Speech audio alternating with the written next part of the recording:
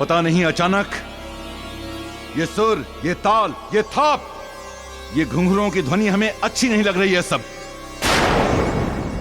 हमारे कर्ण को कर्कश, ये सब बेसुरा लग रहा है।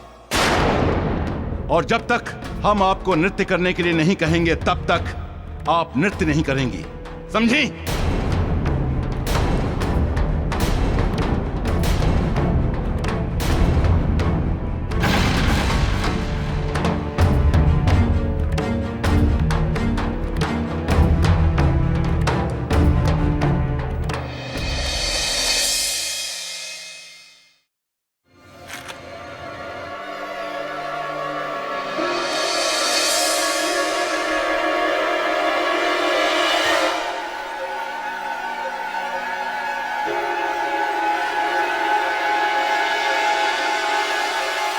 देवी अंजना, आज तुमने ठीक नहीं किया।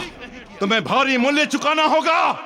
यदि आपने उन दोनों से क्षमा नहीं मांगी तो आज के बाद ये संसार हमें पति पत्नी के रूप में नहीं जानेगा। महारानी अंजना, अपनी वाणी को विराम दीजिए, अन्यथा ऐसा ना हो कि एक षड्यंत्रकारी के सहायता के अपराध में आपको भी बंदी बना दिया जाए।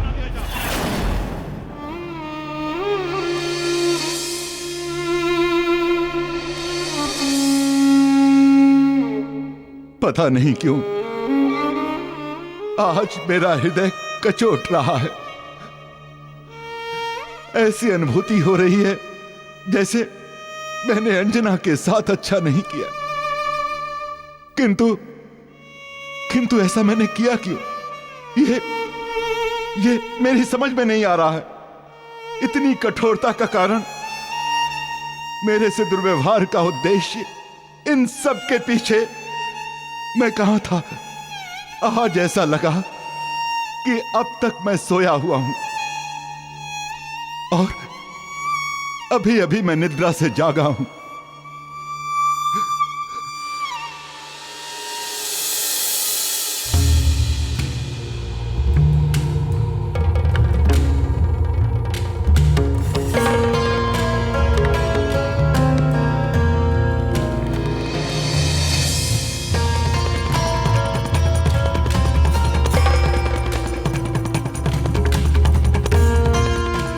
महाराज, आप यहाँ हैं और मैं न जाने आपको कहाँ कहाँ खो जाई। महाराज, तनिक यहाँ तो देखिए, आपके आंखों में अश्रु। ओह, समझ गई, आपकी पुरानी कुरूप स्मृतियां, है ना?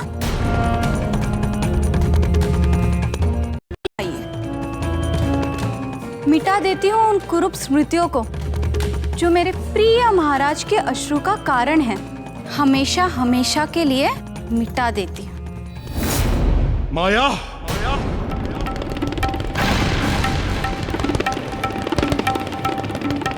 हाथ मत लगाओ किसी वस्तु को, दूर हट जाओ। और तुम देवी अंजना के कक्ष में क्या कर रही हो? जानती हो कि तुम एक नर्तकी हो और नर्तकी का स्थान रंगशाला तक ही सीमित रहना चाहिए।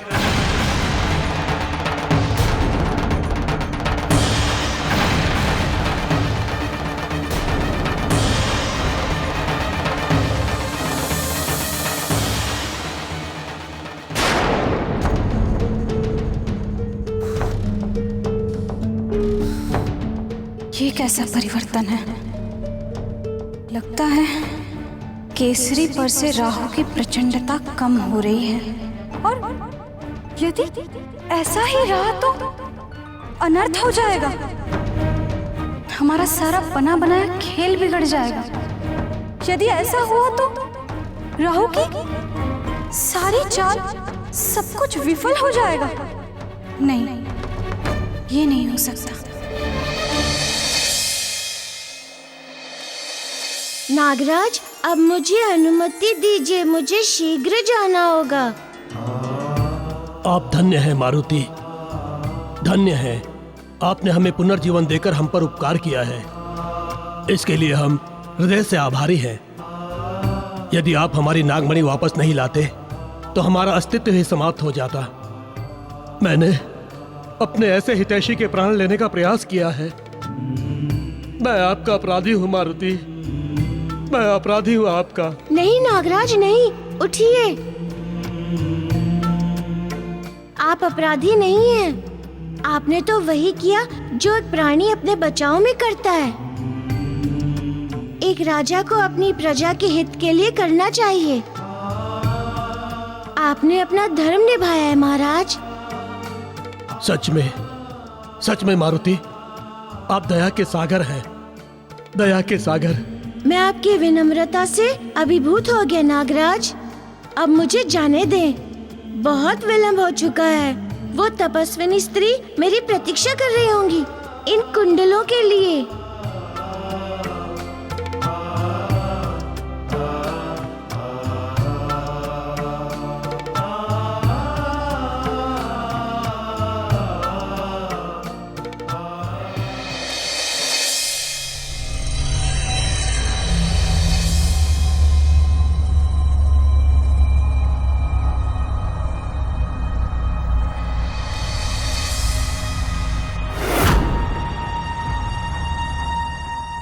देवराहु, मुझे तो ऐसा प्रतीत हो रहा है कि केसरी पर से आपकी महादशा का प्रभाव कम हो रहा है। नहीं देवी माया, ऐसा कदापि नहीं हो सकता। जिस पर मेरी महादशा प्रारंभ होती है वो 18 वर्षों तक मेरे प्रभाव में रहता है। फिर चाहे मेरा प्रभाव अच्छा हो अथवा बुरा, किंतु केसरी मेरे कुपित प्रभाव में ही रहेगा। किंतु ऐसा है नहीं देवराहु। उनके स्वभाव में तथा आचरण में बदलाव आ रहा है। मुझे तो यह आभास होने लगा है देवराहु, अंजना पर प्रेम उमड़ पड़ा है और परिवार के बारे में भी सोचने लगे हैं। मुझे तो भय है कि यदि यही स्थिति रही तो कहीं महाराज केसरी हम दोनों को महल छोड़कर जाने का आदेश ना दे दे। ऐसा नहीं होगा माया। और ये जो हुआ है अंजना के उपचार के कारण हुआ है, किंतु अब मैं ऐसा कदापि नहीं होने दूंगा, कदापि नहीं। क्योंकि यदि ऐसा हुआ तो सर्वशक्तिमान क्रूर राहु पराजित हो जाएगा। उसका कोप एवं प्रतिशोध दोनों अधूरे रह जाएंगे माया, अधूरे। मुझे तो बहुत चिंता हो रही है देवराहु। चिंता करने की आवश्यकता नहीं है माया, क्योंकि चिंता से चतुराई घटती है। अब वो समय आ गया है माया, जिस दिन की हम इतने दिनों से प्रतीक्षा कर रहे थे, अपनी अंतिम एवं विजयी चाल चलने की। याद है माया तुम्हें? क्या? महाराज केसरी ने तुम्हें 2 वचन दिए थे। अब इतने ही व्यग्र है मुझे कुछ देने हेतु, तो 2 वचन दे दीजिए। क्या वचन दूं मैं तुम्हें? जिसे मैं कभी भी सही समय आने पर मांग सकूं। मैं बृहस्पति पुत्र महाराज केसरी तुम्हें तुम्हारी इच्छा के अनुसार 2 वचन देने का वचन देता हूं। उन्हें मैं कैसे भूल सकती हूँ, भली भांति याद है। बस अब समय आ गया है वो वचन मांगने का। मैं तुम्हें बताऊंगा कब और क्या मांगना है। अंजना चाहे कुछ भी कर ले, किंतु मुझे शांत नहीं कर पाएगी। अंजना केसरी को मेरे प्रभाव से कदापि नहीं बचा पाएगी, कदापि नहीं बचा पाएगी माया।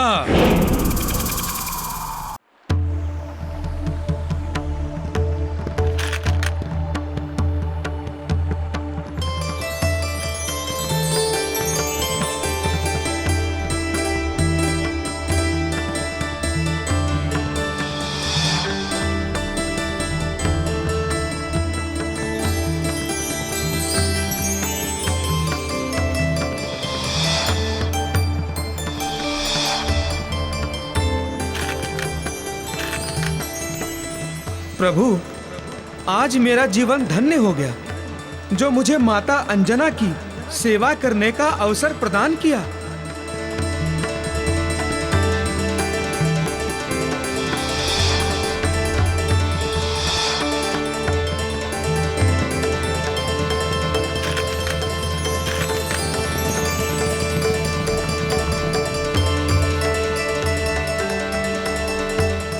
ये लो पुत्री, तुला में तुम्हारे भार के बराबर कोयला हो गया है। अब तुम इसे नदी के जल में प्रवाहित कर दो। मुझे पूर्ण विश्वास है कि इससे तुम्हारे पति के ऊपर से राहु का कोप शांत हो जाएगा पुत्री। आओ, इसे प्रवाहित कर दो।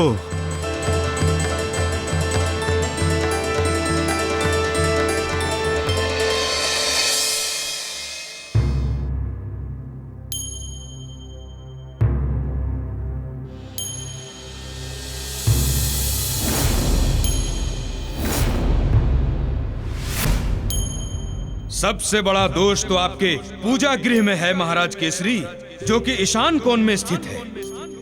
उसका स्थान बदलकर आपको नैऋत्य कोण में करना होगा। हमारे महल में स्थित पूजा स्थल को बदल दो, उसे ईशान कोण से हटाकर नैऋत्य कोण में स्थित कर दो। जी महाराज। ये आपको क्या हो गया? आप मंदिर को उस कोण में स्थित कर रहे हैं जहाँ भगवान का वास है ही नहीं। महाराज, आप वास्तु दोष को मिटा नहीं रहे हैं, अपितु एक ब्राह्मण देव के बहकावे में आकर इस महल में वास्तु दोष को ला रहे हैं। ये क्या घोर अमंगल! पूजा स्थल को नैऋत्य कोण में स्थापित कर दिया। देवी अंजना ने मुझे मना किया था, फिर भी मैं हठ पूर्वक पूजा स्थल को नैऋत्य कोण में स्थापित कर दिया। सैनिकों, आदेश महाराज। पूजा स्थल को नैऋत्य कोण से हटाकर ईशान कोण में स्थापित कर दो, और हां, शीघ्र ही। जी महाराज।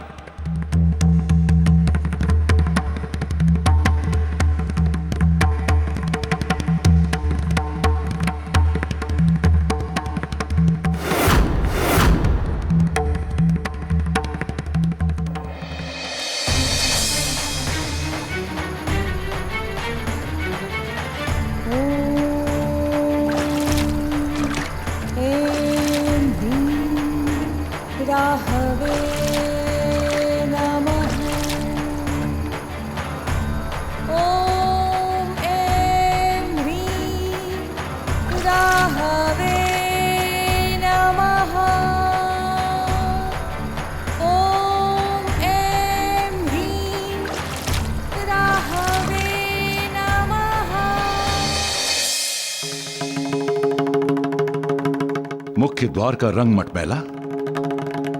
वास्तुशास्त्र के अनुसार यह तो अशुभ सूचक है। मुझे शीघ्र ही इसका रंग परिवर्तित करवाना होगा।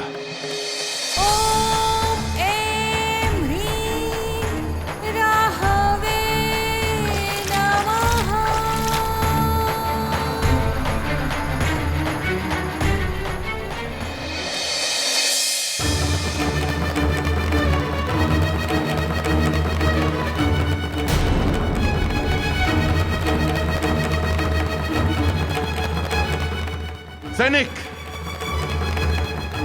जी महाराज। लो, ले जाओ और महल से इतनी दूर रख कर आओ कि हमारी दृष्टि इसकी छाया को भी न देख पाए, ना ही मस्तिष्क इसके विषय में सोच पाए। लो। जी महाराज।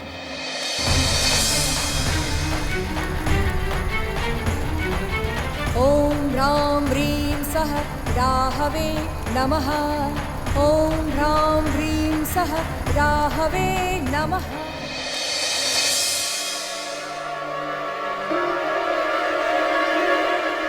सैनिकों! आदेश महाराज। रंगशाला में रखे सभी रास रंग संबंधित साधनों प्रसाधनों को उठाकर बाहर फेंक दो। अब यहां नृत्य नहीं होगा, ना ही घुंघरुओं की ध्वनि गूंजेगी। शीघ्रातिशीघ्र हटा दो हमारी दृष्टि के सामने से इन्हें। ॐ ह्रां ह्रीं सः राहवे नमः। ॐ ह्रां ह्रीं सः राहवे नमः। ॐ ह्रां ह्रीं सः राहवे नमः। इस यज्ञ के प्रभाव से राहु का प्रकोप अवश्य समाप्त होगा तथा केसरी के जीवन धारा में उठी हलचल अवश्य शांत होगी।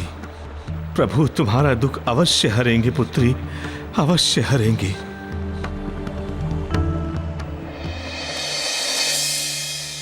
क्या किया मैंने? क्या हो गया था मुझे? किस बुद्धिहीनता का शिकार हो गया मैं? अपना राजधर्म, परिवार धर्म भूलकर रासलीला में लीन था। छे! मैंने अपनी पत्नी को निष्कासित कर दिया।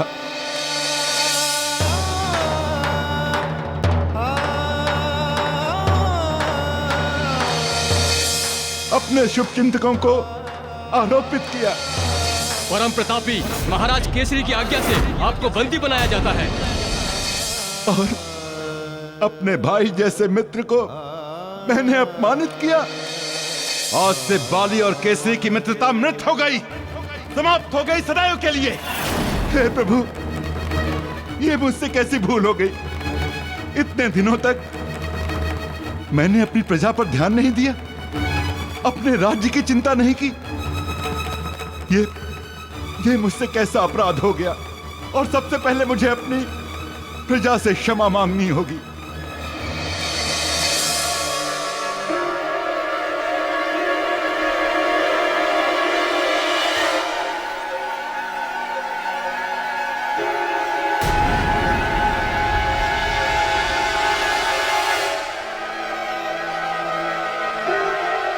केसरी, मैं तुम्हारा सर्वनाश करने आया हूं, सर्वनाश। और तुम्हारे सर्वनाश का कारण वो तुम्हारा पुत्र मारुति। इसलिए मैं तुम्हारा सर्वनाश करके ही रहूंगा, बिना किए नहीं जाऊंगा केसरी यहां से।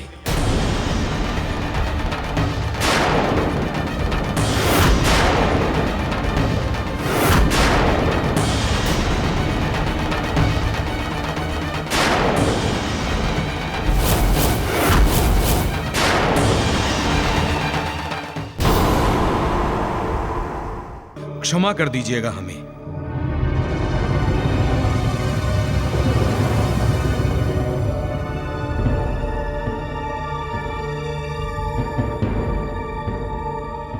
ब्राह्मण देव आप?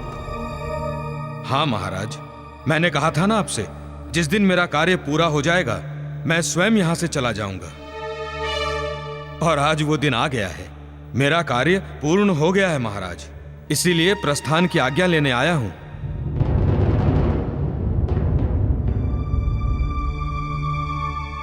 जो आज्ञा ब्राह्मण देव आपकी। ठीक है महाराज, अब हम प्रस्थान करेंगे।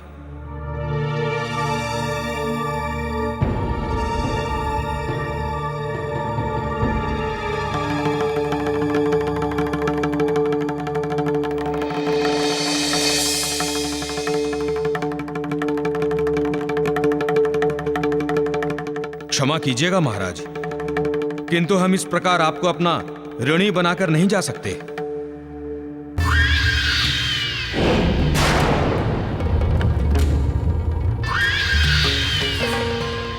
कैसा ऋण ब्राह्मण देव? देवी माया के 2 वचनों का ऋण।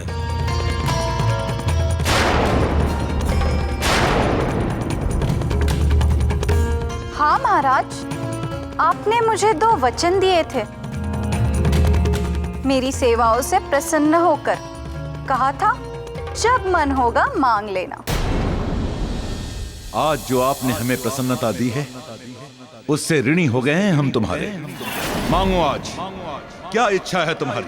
मुझे कुछ देने हेतु तो 2 वचन दे दीजिए, जिसे मैं कभी भी सही समय आने पर मांग सकूं। मैं बृहस्पति पुत्र महाराज केसरी तुम्हें तुम्हारी इच्छा के अनुसार 2 वचन देने का वचन देता हूं।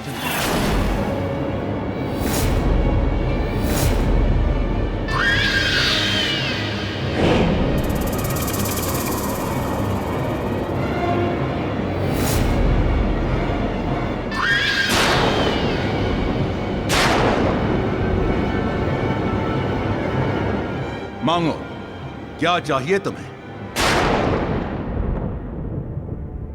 महाराज, आज आप सिंहासन पर अपनी प्रजा के समक्ष बैठे हैं।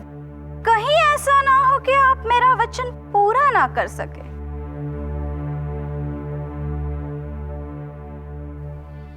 तुम उसकी चिंता मत करो माया।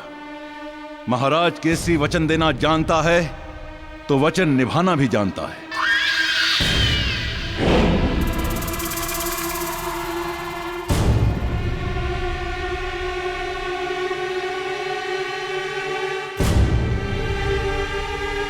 तो ठीक है, मैं मांगती हूँ।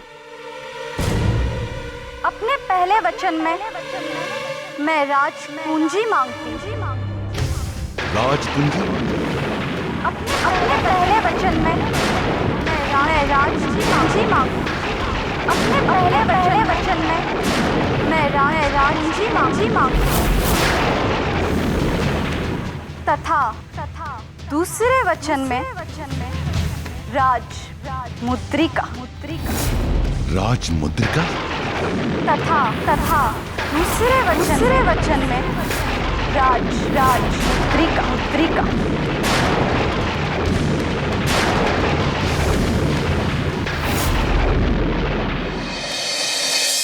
माता, ये रहे आपके कुंडल। लीजिए, अब आप इन्हें ग्रहण कीजिए।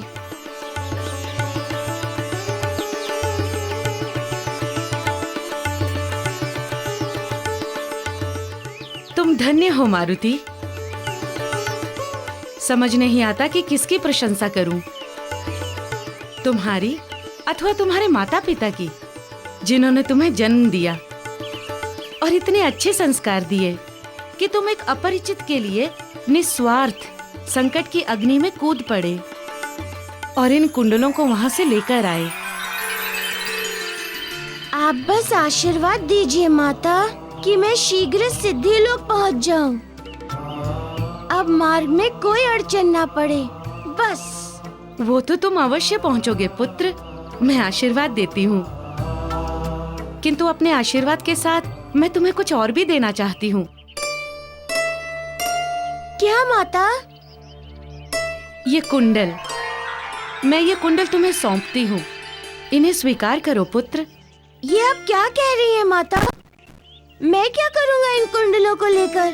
जगत का कल्याण पुत्र, धर्म के अनुसार ये कुंडल उसी के पास होने चाहिए जो इन कुंडलों की रक्षा कर सके और इन कुंडलों की शक्ति से समाज का हित कर सके, दीन दुखियों का कल्याण कर सके। और तुम इस पूरे संसार में इन दिव्य कुंडलों को धारण करने हेतु सबसे योग्य और उपयुक्त हो। हे कुंडलों, मैं आज से तुम्हें मारुति को समर्पित करती हूँ। अब से यही तुम्हें धारण करेंगे और सदैव तुम्हें अब इन्हीं के साथ रहना होगा।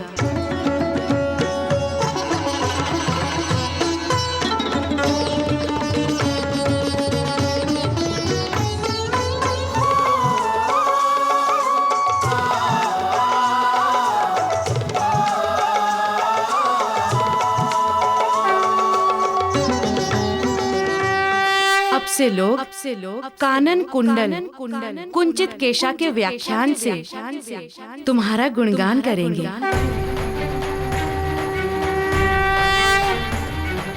दिव्य शक्ति कुंडल मां व्यापई, हनुमत ओके खोज लावत हई। आशीष पाइन प्रगट सिद्धि के, कानन मां कुंडल चमकत है। ओ कानन मां कुंडल चमकत है, कानन मां कुंडल चमकत है। कंचन वर्ण विराज सुवेशा, कानन कुंडल कुंचित केसा। कानन कुंडल कुंचित केसा, कानन कुंडल कुंचित केसा, कानन कुंडल कुंचित केसा, कानन कुंडल कुंचित केसा, कानन कुंडल कुंचित केसा, कानन कुंडल कुंचित केसा, कानन कुंडल कुंचित केसा, कानन कुंडल कुंचित केसा, कानन कुंडल कुंचित केसा, कानन कुंडल कुंचित केसा। आपने माता? आपने अपने जीवन भर के संचित तप बल को मुझे दान कर दिया। दान सदैव सुपात्र को दिया जाता है, कुपात्र को नहीं पुत्र। माता, मैं वचन देता हूँ कि मैं इन दिव्य कुंडलों की दिव्य शक्तियों का कभी भी दुरुपयोग नहीं होने दूंगा। मुझे पूर्ण विश्वास है पुत्र। माता, अब मुझे आज्ञा दीजिए।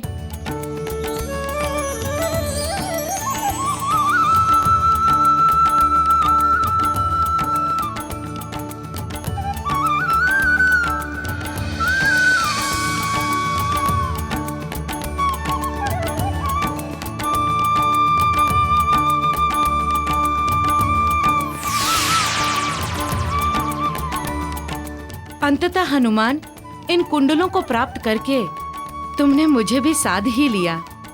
मैं सदैव तुम्हारे साथ रहने के लिए वचनबद्ध होती हूँ। तुम इस संसार की हर बाधा को लांघ सकते हो, इसीलिए तुमने मुझे सिद्ध कर लिया है। अपने कर्तव्य और धर्म पालन करने के लिए तुम किसी भी सीमा तक जा सकते हो।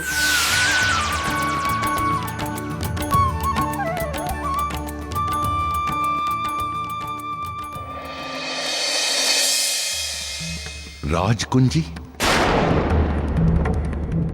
राजमुद्रिका,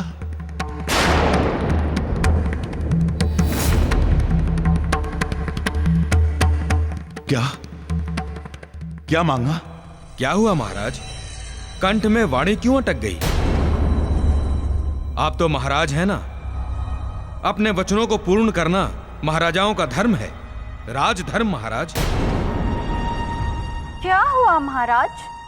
वचन पूर्ति में कोई अड़चन, कोई कठिनाई है? क्या मैंने कोई भारी वचन मांग लिया?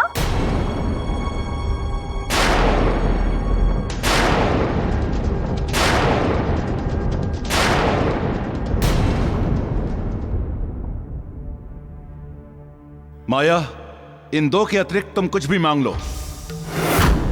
धन, संपदा, कुछ भी जो मांगोगी वो दूंगा, बिना सोचे बिना विलंब के। राजकुंजी, राजमुद्रिका मत मांगो वचन स्वरूप में।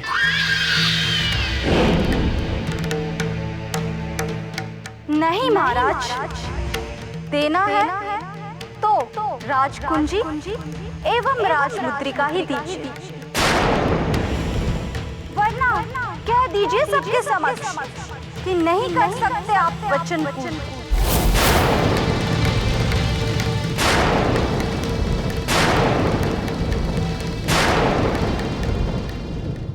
नहीं, मैंने वचन दिया है तो उसे निभाऊंगा भी।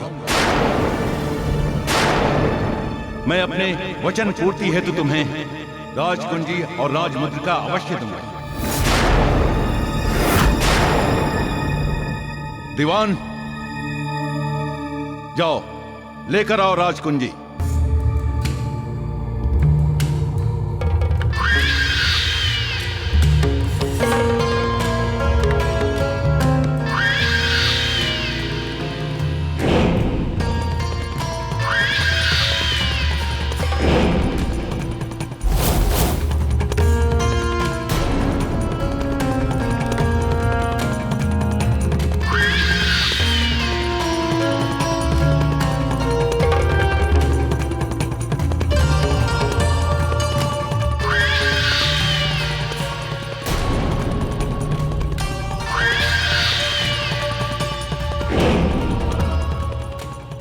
तुमने अपने दूसरे वचन में राजमुद्रिका मांगी है ना? लो, हम अपने वचन पूर्ति हेतु आपको अपनी राजमुद्रिका देते हैं।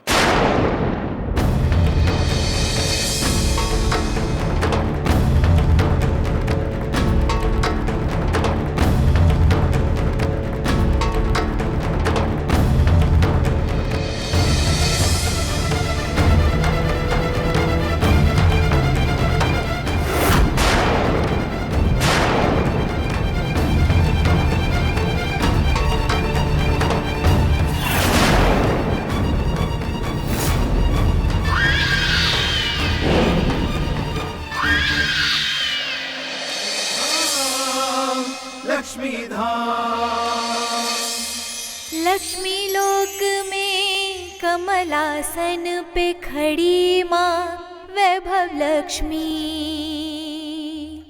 चतुर्भुजी स्वर्णिम श्रृंगार में दर्शन दे वैभव लक्ष्मी। सिद्धि प्राकट्य, तो कैसा अनुभव रहा आपका हनुमान के प्रति? हाँ माता लक्ष्मी, वैसा साधक तो आज तक न मैंने कभी देखा था एवं ना कभी देखूंगी। अच्छा? हाँ माता लक्ष्मी, उन्होंने मुझे भी सिद्ध कर लिया है कि वो बिना किसी अड़चन, किसी भी दुर्गम से दुर्गम, दुर्लभ से दुर्लभ सिद्धि को भी सिद्ध कर सकते हैं। सिद्धि प्रकट्य, क्षमा करें, मैं आपसे असहमत हूँ। स्वयं में योग्य होना और बात है, वो तो इस संसार में कोई भी हो सकता है, किंतु किसी अयोग्य को योग्य बना देना ही सच्ची योग्यता है।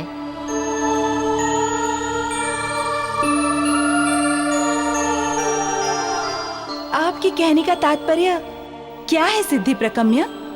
माता, मुझे वही साध सकता है जो स्वयं तो योग्य हो ही, साथ ही साथ उसमें किसी अयोग्य, असमर्थ को योग्य एवं समर्थवान बनाने की क्षमता भी हो। तो क्या हनुमान में वैसी क्षमता है?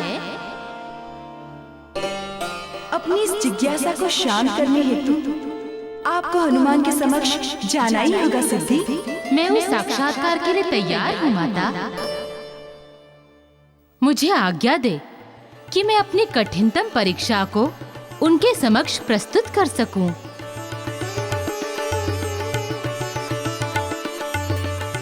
आज्ञा है।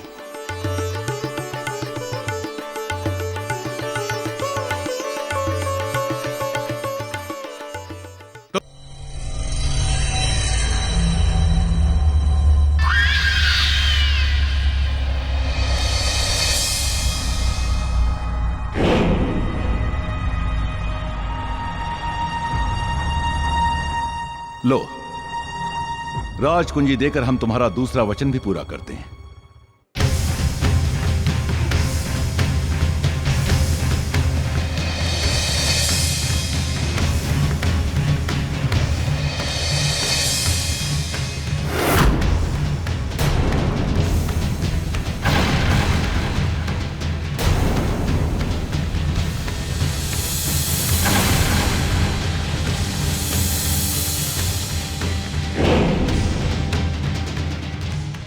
आप दोनों जा सकते हो।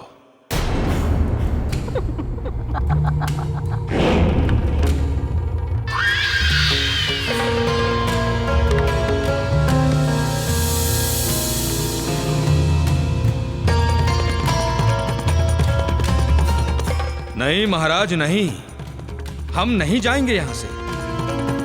जाएंगे तो आप।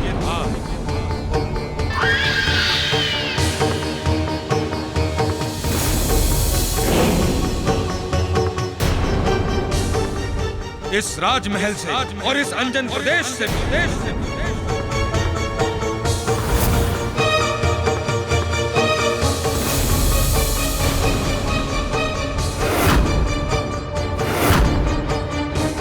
ब्राह्मण देव, तुम जानते हो कि किससे क्या कह रहे हो? हम भली भांति जानते हैं कि किससे क्या कह रहे हैं महाराज केसरी जी। आपने हमें राजकुंज एवं राजमुद्रिका ही नहीं दी है, अपितु एक राजा के अधिकार के प्रतीक को हमें दे दिया है।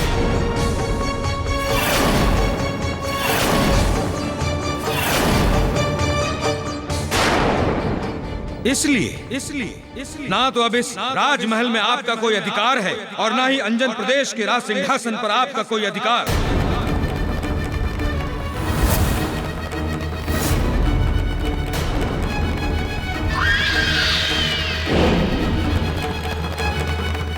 क्या बक रहे हो ब्राह्मण देव?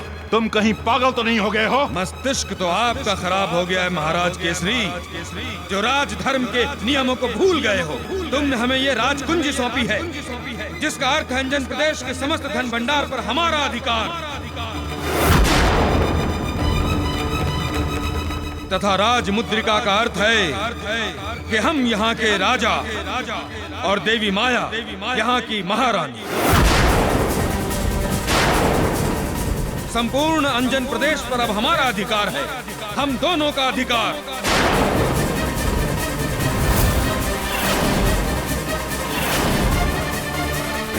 इसीलिए केसरी जी ससम्मान यहाँ से जाएंगे या सैनिकों के द्वारा धक्के देकर?